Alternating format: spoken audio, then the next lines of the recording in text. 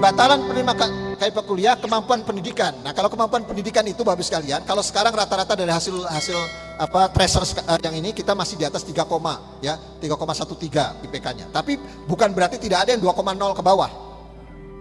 Nah, kalau mendapatkan mahasiswa 2,0 ke bawah pada semester awal, jangan langsung diputus. Dibina dulu.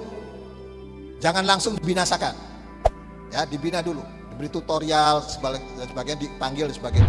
Kalau sudah diberi peringatan masih tetap gitu, ya sudah, give up. Dia mungkin tidak cocok seperti itu untuk kuliah. Tetapi Bapak Ibu sekalian, kita ada fakta integritas biasanya antara mahasiswa dan perguruan tinggi untuk bisa berprestasi dengan baik. Namun, kalau by rule, berapa IPK yang minimal untuk sarjana, Pak? 2,0 kan? Iya kan? Bukan 3,0 loh, 2,0. Ya kan? Enggak, Pak, kami menuntut 3,0, 3,5. Ya boleh menuntut. Tapi kalau mahasiswa itu masih 2,0, masih boleh sebetulnya. Tetapi minimalis. Sudah dikasih beasiswa, sudah dikasih bantuan KIP kuliah, masih 2,0. Ternyata dia harus ikut bekerja membantu orang tuanya. Dia masih harus membantu adiknya. Sebagian dari KIP kuliahnya dikirimkan kepada orang tuanya untuk membantu adiknya. Terjadi. Sehingga dia tidak bisa belajar dan 2,0.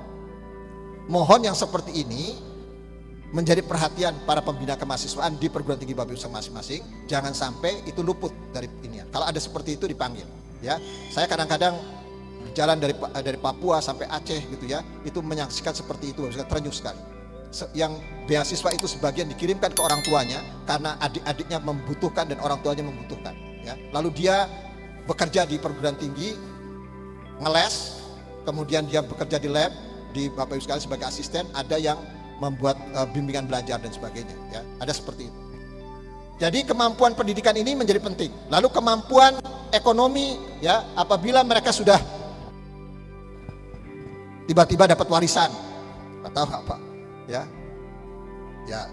datang itu mahasiswa, ya, bisa Pak, saya menyerahkan ini karena saya dapat ini. Jarang memang, ya, jarang.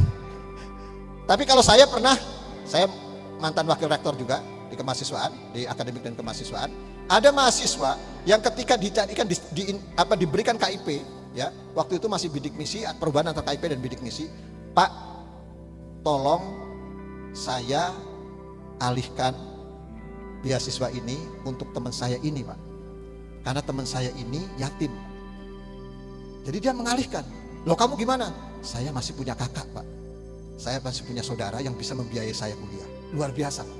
Mahasiswa yang seperti itu, tadi yang dikatakan Pak Rektor, sharing, ya, sharingnya ini seperti itu. Jadi kami alihkan seperti itu. Nah, sekarang ada perguruan tinggi yang membuat sistem, by sistem prioritas, Pak. Jadi begitu masuk data mahasiswa baru, dibuat sistem peringkat apa? Kalau di Kementerian Sosial ada DTKS. Kalau di perguruan tinggi Bapak Ibu sekalian, apalah kemampuan ekonomi begitu di peringkat, sehingga nanti Bapak Ibu sekalian bisa masuk ke situ. Lalu by system Bapak Ibu akan memilih kuota dari Pak Kalem ini berapa, masuk situ. Oh ini. Jadi nanti ketika akhir, mohon maaf nih Pak, ya, siap-siap aja, bukan door prize, ya. Nanti saya biasanya akan dengan Pak Kalem atau saya langsung ke PTS yang ini. Pak, Bapak perlu nggak? Ya Pak, perlu segala macam. Siapkan datanya. Oh, nggak bisa Pak Yoni. Datanya kan ini hari libur, akan Jumat, Sabtu, Minggu kan. Ya udah, kalau nggak bisa udah tutup. Saya cari yang lain. Ya, karena itu closing date, Pak. Ada sisa kuota yang harus ditambahkan.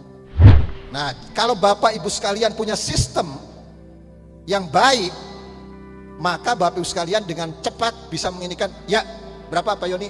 5 langsung datanya kirim, Sabtu, Minggu kirim ke kami. Nggak ada urusan. Karena datanya sudah lengkap. Tapi kalau Bapak Ibu sekalian belum lengkap, Pak sebentar Pak, nanti saya wawancara dulu, itu mah lama. Ya, jadi siapkan itu dengan baik. Walaupun Pak Kalem sudah mendistribusikan kuota, tapi biasanya ada door prize di akhir-akhir. Ya, di akhir-akhir Pak Rektor, ya, Ibu Bapak sekalian pimpinan perguruan tinggi, ya.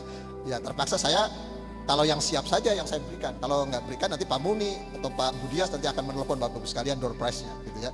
Kemudian kemampuan penerima, ya, berdasarkan indikator kondisi mahasiswa yang memenuhi ketentuan pembatalan. Ya, jadi kalau misalnya pembatalan penerima, kalau kemudian misalnya melanggar aturan etika kemahasiswaan, melanggar aturan kenegaraan, melanggar narkoba segala macam, silakan Bapak Ibu sekalian memutuskan untuk diputuskan ya.